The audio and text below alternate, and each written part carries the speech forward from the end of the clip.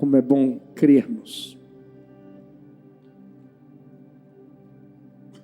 no Deus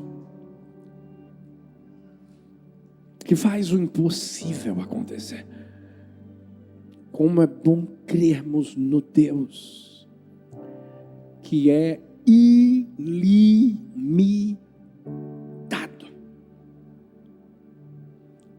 No Deus que ama manifestar o seu poder. No Deus que ama manifestar a sua glória na nossa vida. Deixa eu perguntar uma coisa para mim e para você nessa manhã. Quem aqui crê de verdade no poder de Deus? Não, vou perguntar de novo. Quem aqui crê de verdade no poder de Deus? Mas tem um problema, entre aspas. É que para Ele manifestar o poder dEle, Ele vai colocar à nossa frente desafios. Ixi, já tem gente dizendo assim, não, pastor, não tem como a gente já estar no paraíso, na terra prometida, e não ter desafio, e a gente vê o poder de Deus se manifestando. Fala para o seu irmão assim, tem não. Fala para o outro assim, tem não. Eu tenho aprendido que a vida, ela é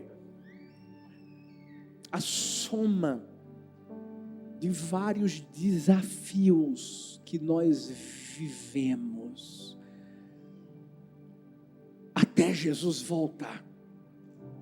Não, pastor, tira o até Jesus voltar. Eu estou sendo verdadeiro com você. Sabe por quê? Os desafios são o combustível da fé. Por isso que por trás de um desafio sempre vai haver um milagre, uma promessa. Meu filhão, o pastor Rafa, estava falando que quando os espias subiram, sabe, eles viram tudo.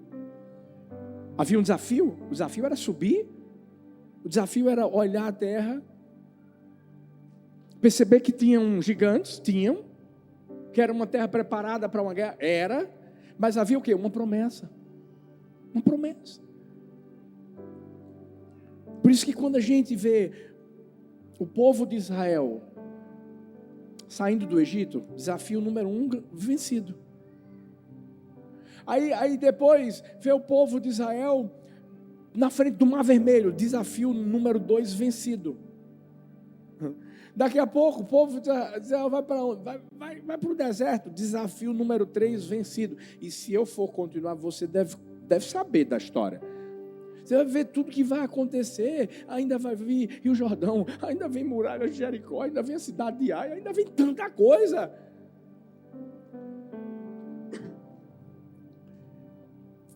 Os desafios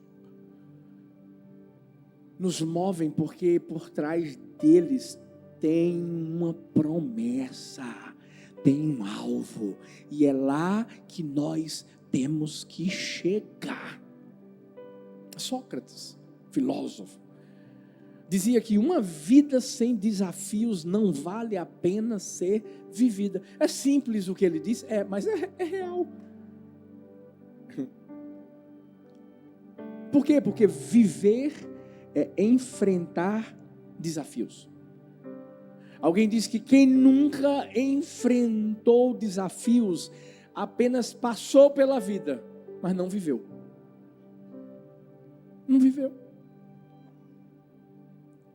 Alguém diz que ter desafios é o que torna a vida interessante. Superá-los é o que faz a vida ter sentido. O tema da mensagem de hoje é superando desafios. Eu acredito que Deus quer forjar o meu coração, o seu coração. para nos levar a um nível diferente, elevado. Porque eu posso te garantir uma coisa: daqui para Jesus voltar, nós vamos ter desafios que nós nunca enfrentamos antes. Eu gosto do que Martin Luther King disse: a verdadeira medida de um homem não se vê na forma como se comporta em momentos de conforto e conveniência, mas em como se mantém em tempos de controvérsia e de desafios. Olha para mim. Não limite os seus desafios. Desafie os seus limites. O ano está acabando, pastor. Dá tempo de vencer mais nada não. O quê? Agora é que dá. Se o Senhor Jesus, quando foi a um casamento e foi desafiado a transformar água em vinho, e isso no último momento do casamento, o que é que ele não pode fazer na minha vida e na sua vida? Não, você não entendeu. O que eu estou querendo te dizer é que esse desafio que você já tem à sua frente, escuta, é para você ainda encerrar o ano de posse de vitória. É para você encerrar o ano com a promessa garantida. Bora, igreja do amor! Eu quero que você entenda isso.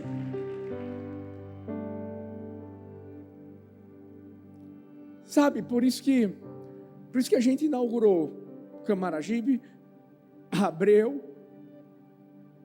Sabe por quê? Porque, quem disse que o ano acabou? Bora olhar para os desafios. Vamos fazer feito Josué e Caleb. Vamos olhar e dizer assim: é nosso, já é. Não já era não, já é. Fala assim, já é. Não, grita, já é. Ei! Todo mundo tem desafios. Eu sei que eu vivo os meus, você vive os seus. A gente já nasce vivendo desafios.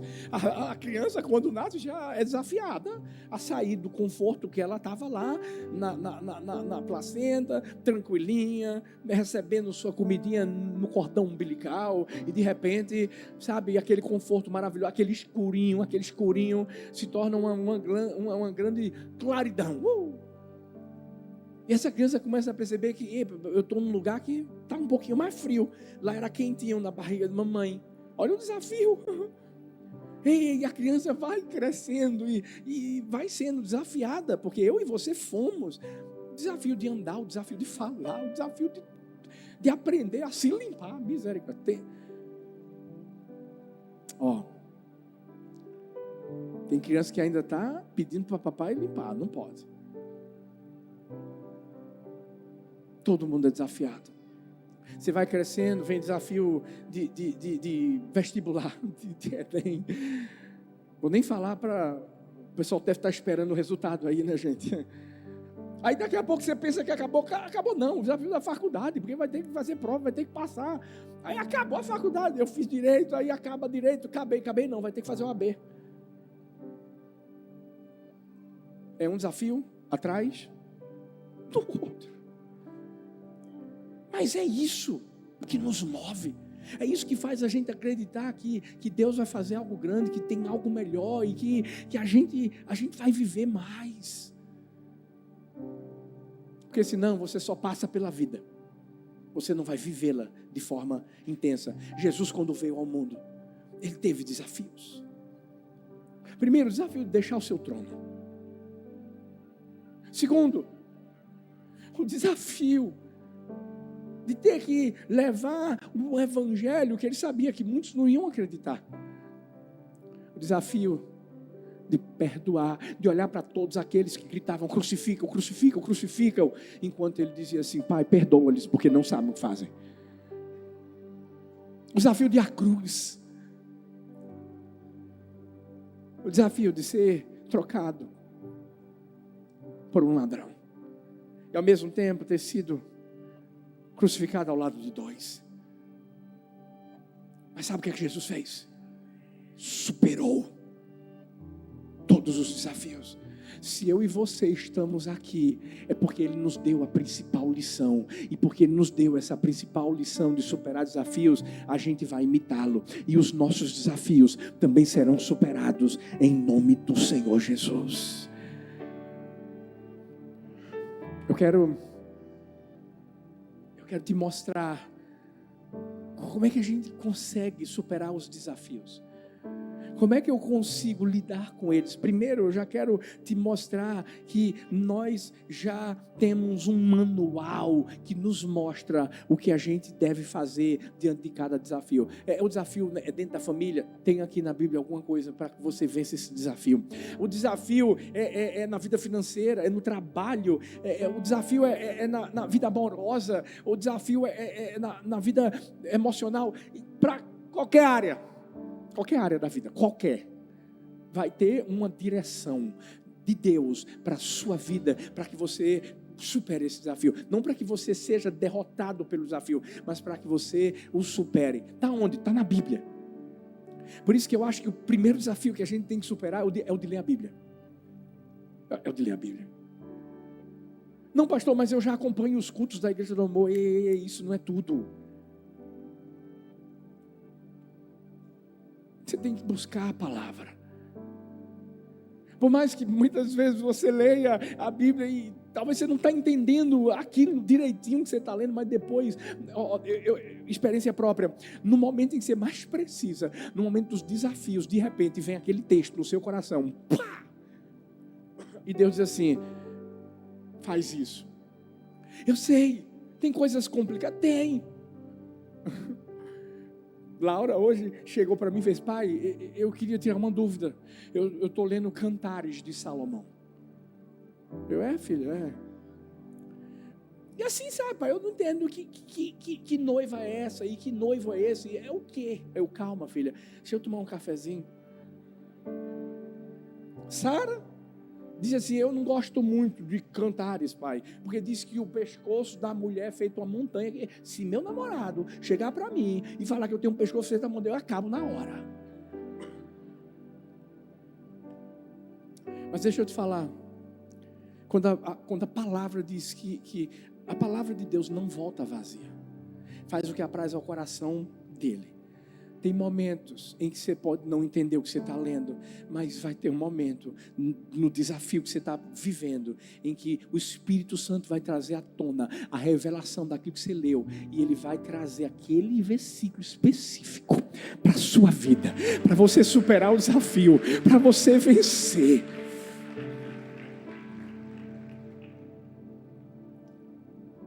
Ame a palavra, busque a palavra. Mergulhe na palavra, porque é ela que vai te mostrar o caminho diante do desafio, diante da turbulência que você vai estar vivendo. É essa palavra que vai se tornar realidade quando diz que ela é lâmpada para os nossos pés, ela é luz para os nossos caminhos. Ela vai brilhar na nossa vida e a gente vai ter o discernimento necessário para tomar as decisões certas e para a gente vencer. E é por isso que são nos desafios que a manifestação do poder de Deus opera. Por isso que eu disse, você quer ver o poder de Deus? Então se prepara, porque a gente vai ter desafios. Porque eu aprendi que quando nós começamos a nadar,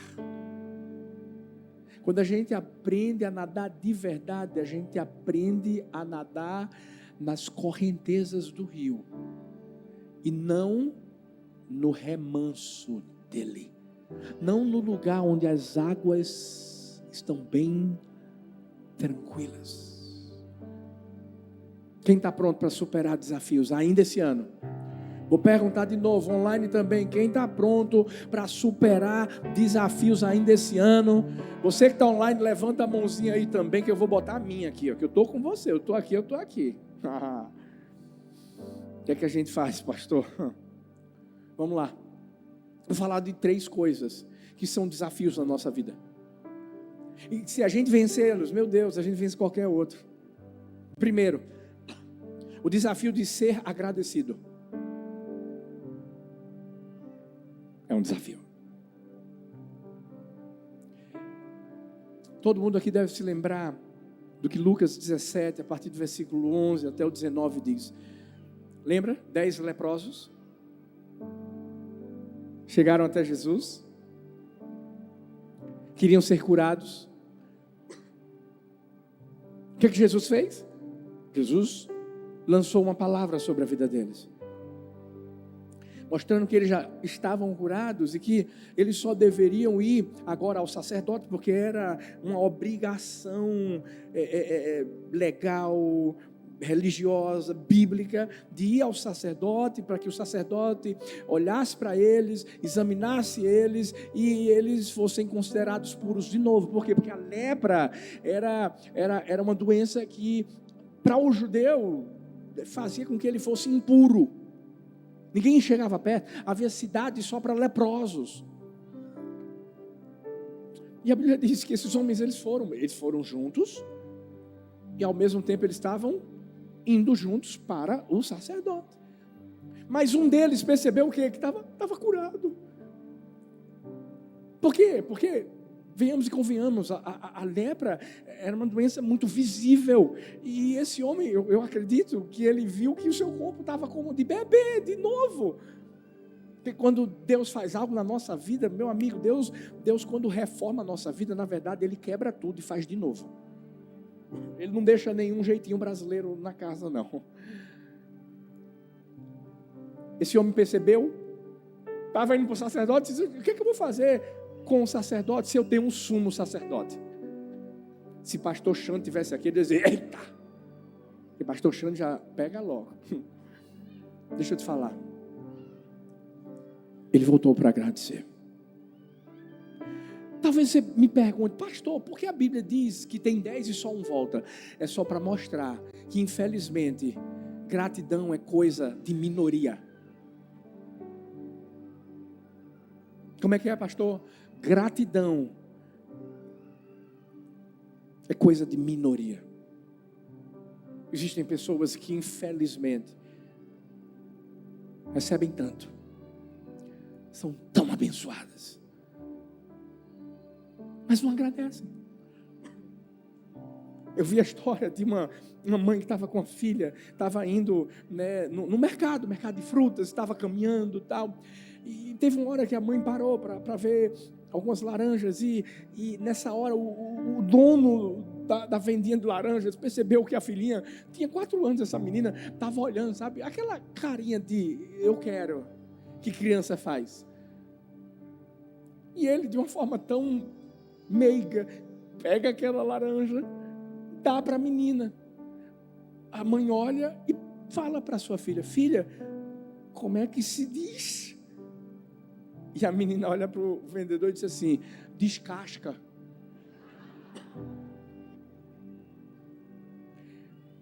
Por mais que a gente encontre uma ingenuidade naquela criança, ou imaturidade, mas é assim que muitos de nós agimos.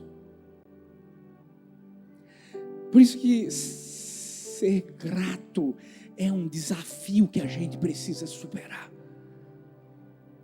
Meu Deus, a gente acordou. Sabe? Agradeça pelo banho que você tomou, e eu creio que você tomou.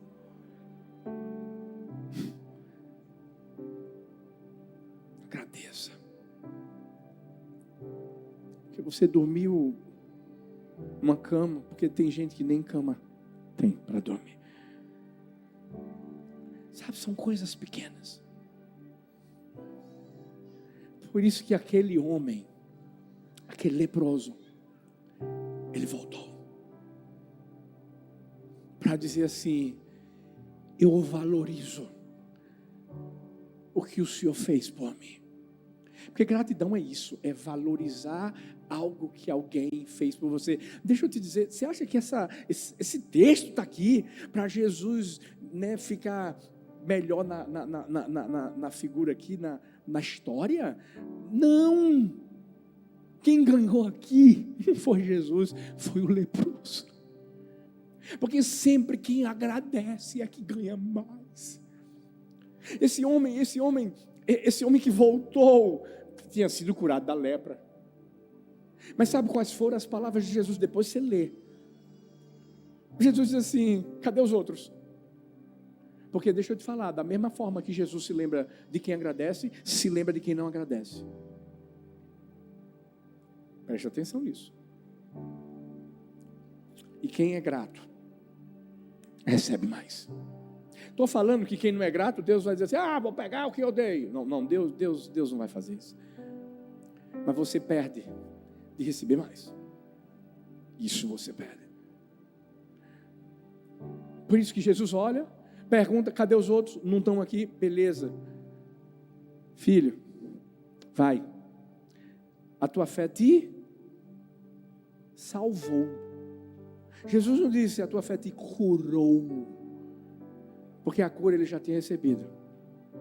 Agora, a salvação só recebeu ele.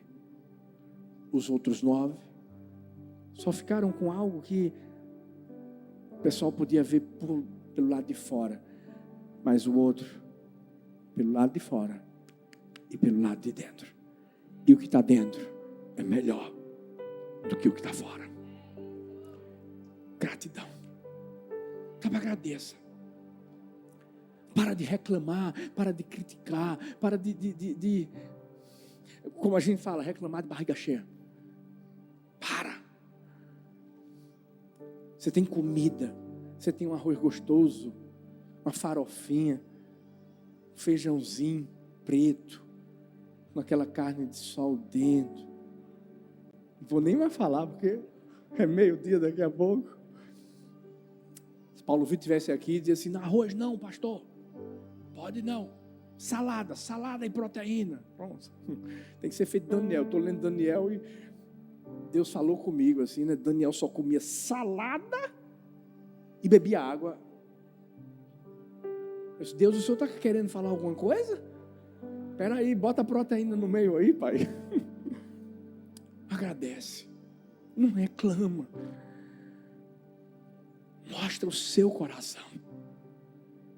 Olha a parte positiva, olha o que de bom está acontecendo na sua vida. Henri Thoreau disse assim, não é o que olhamos que importa, é o que vemos. Como é que é, pastor? Não é o que olhamos, é o que vemos. Os 10 espias viram gigantes. Eles não entenderam que eles tinham que ver a promessa. Eles olharam para o gigante e se esqueceram quem estava atrás do gigante, para surpreender e dizer assim: estou aqui, Deus.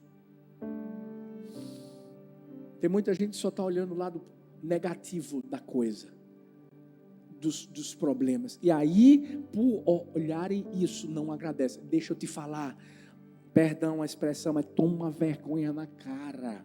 Você é casado, vive reclamando da tua esposa, vive reclamando do teu esposo. Mulher, homem, tem tanta gente querendo casar, está no teu lugar, está na pindaíba, estou brincando, e tu está reclamando? Para de reclamar do teu carro, porque você tem um carro. E tem gente que está feliz na Mercedes, no ônibus. Escuta. Para de reclamar quando você tem que andar muito para chegar em casa. Tem gente que nem perna tem, mas você tem. Para de reclamar, de olhar para o teu guarda-roupa e dizer assim: eu não tenho um sapato. E tu tem uns 10. Tem gente que está andando descalço. Para de reclamar quando você sente falta de uma comida que você não tem lá, mas a tua despensa está cheia. Quando tem muita gente que não tem nada. Pior é que você nem abençoar o mercado solidário, você abençoa. Marcha do amor, o que é marcha do amor? Escuta. Vamos superar esse desafio, vamos ser gratos. Vamos sair daqui agradecendo, vamos sair daqui dizendo obrigado a Deus. Começa teu dia com obrigado e termina com obrigado. Não olha a parte negativa. Olha tudo de bom que Deus tem feito na sua vida. Vamos superar esse desafio, vamos ser gratos. Mas tem um outro desafio que precisa ser superado. Não ficar preso na ansiedade. Tem gente que agora vai dizer, me pegou, pastor, me pegou. Porque eu estou aqui agora, pastor, eu estou ouvindo a mensagem, mas eu estou pensando em algo que eu tenho que fazer daqui a alguns minutos. Estou mentindo? Deixa eu te falar. Quando a Bíblia diz em Filipenses 4:6, não estejais inquietos por coisa alguma, antes as vossas petições sejam em tudo conhecidas diante de Deus, pela oração e súplica, com ações de graças. Ei, deixa eu te dizer, todo mundo aqui é humano,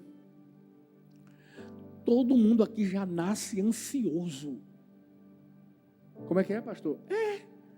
A criança quando nasce, ela tem que fazer o quê? Chorar. Por que ela tem que chorar, pastor? Porque ali é a ansiedade que ela tem para respirar. Os pulmões têm que ser abertos. Porque o choro é para isso. Agora depois a criança vai chorar porque vai querer comer, mamar o tempo todo. Ansiedade de quê? Da comida. Comida. Filhos, é só a gente observar cada momento da nossa vida. Nós somos humanos, sim. Existe essa ansiedade habitual, comum, normal? Existe. Mas ela tem como ser superada? Tem. Como? Eu não disse que a gente tem que ler a Bíblia? Tem. E o que é que a Bíblia diz? Lança sobre ele.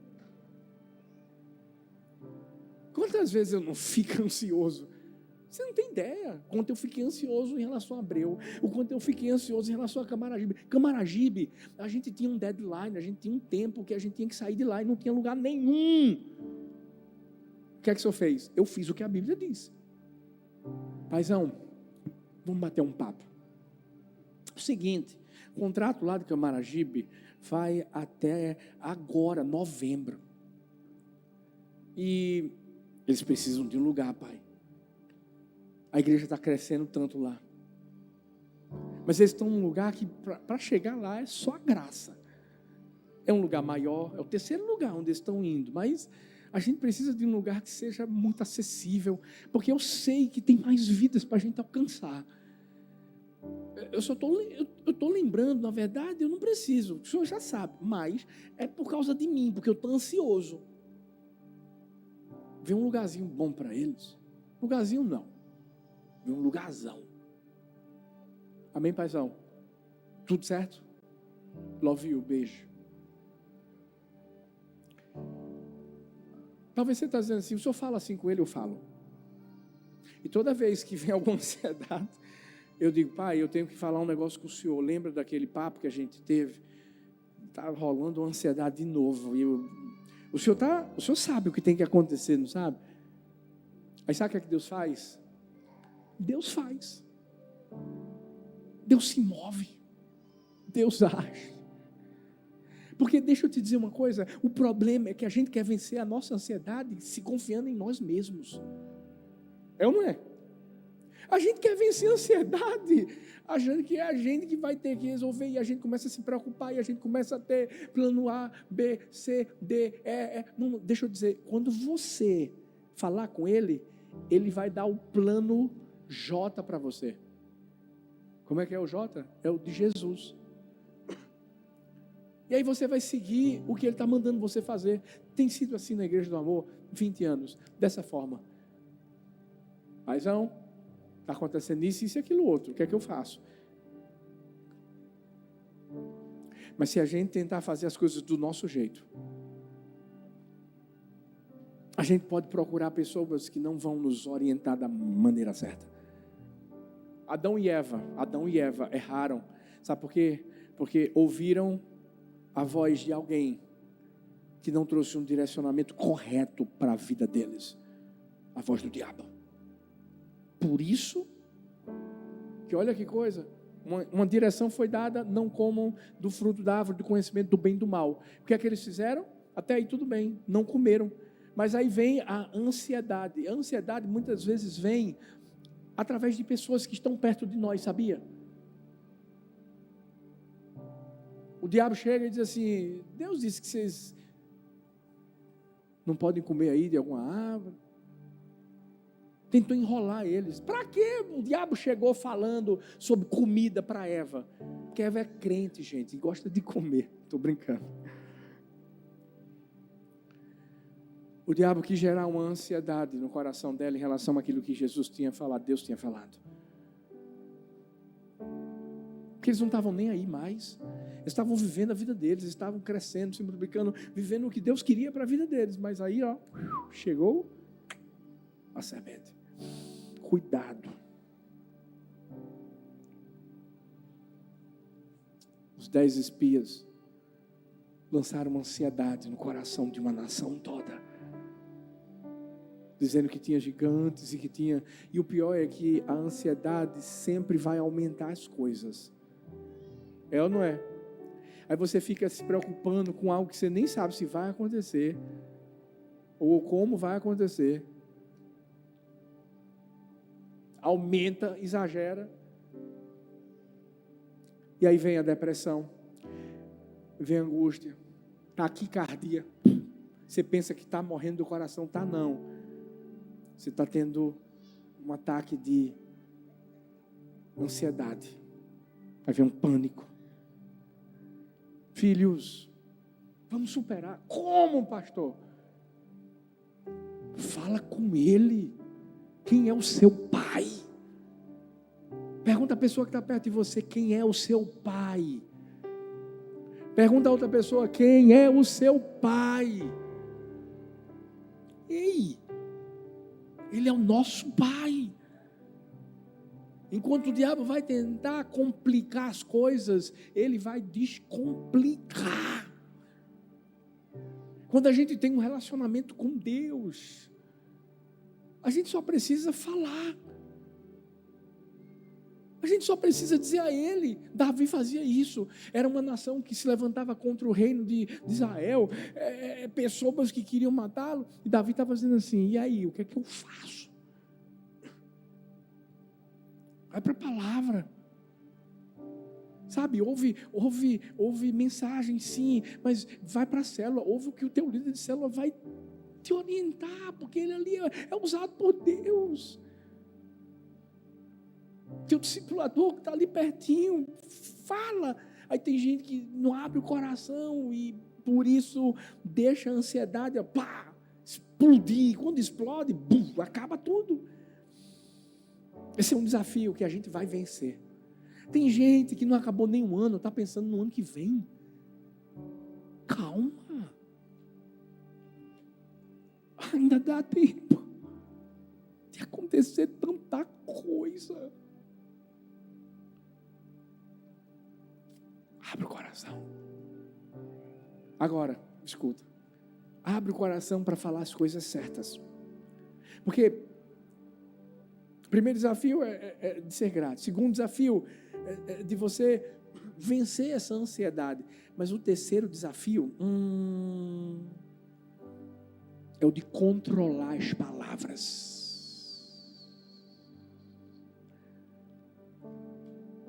Já tem mulher botando a mão na boca assim. Meu Deus. É homem também. Eclesiastes 10:12 diz: nas palavras da boca do sábio a favor. Porém, os lábios do tolo o devoram. Você sabe que existe poder no que a gente fala. Você sabe que aquilo que sai da nossa boca, dos nossos lábios, está saindo do nosso coração. É aquilo em que nós acreditamos. Não importa a idade que você tem, cuidado com o que você fala. Adolescentes, que às vezes quando os pais corrigem, quando os pais confrontam, aí você abre a boca e começa a falar um bocado, eu não queria ter o pai que eu tenho. Cuidado. Você não sabe o que está falando. Você está trazendo destruição para a sua vida. Isso tem uma coisa que a gente tem que ter cuidado, sim, com o que sai da nossa boca. Por quê? Porque todo mundo tem palavras diárias que são faladas. Até mesmo o pessoal aqui, do nosso ministério, eles têm as palavras, os gestos, as libras. Todo mundo se comunica, porque a comunicação é indispensável. Disraeli disse que através da nossa comunicação, das nossas palavras, nós podemos governar os homens e, consequentemente, nações, o mundo e o destino.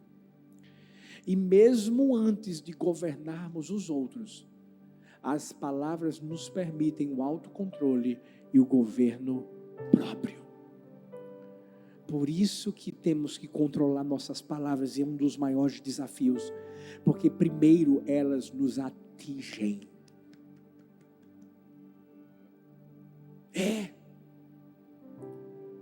Primeiro alvo sou eu, é você, e depois os outros. Quem é que gosta de falar? Quem gosta de conversar aqui? As minhas duas já levantaram primeiro. Elas já acordam conversando. Na verdade não é conversando, é gritando. Que elas são expansivas. Aí eu sempre digo assim, tem que falar desse jeito. Psst. Hoje a Helena ainda está se recuperando. Thalita teve uma noite maravilhosa, abençoada, porque eu estou profetizando. Mas a Helena acordou várias vezes. Então eu disse, deixa ela dormindo, fala baixo, não faz barulho nenhum. Mas a gente gosta de se comunicar. Todo mundo gosta. Mas não é gostar apenas, é saber como se comunica.